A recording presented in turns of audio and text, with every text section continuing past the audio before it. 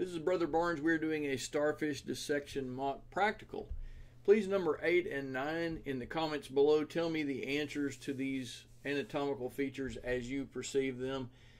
I have left a link in the video description so that you can download my perception of the answers to these questions. Also, remember that Grandma Barnes says A+100. Keep up the good work. Okay, let's get down to this. Number 8. When we dissect out the eyeboral side, the top side of the starfish, there is a little Christmas tree looking thing that oftentimes can be teased out. What is this Christmas tree shaped feature?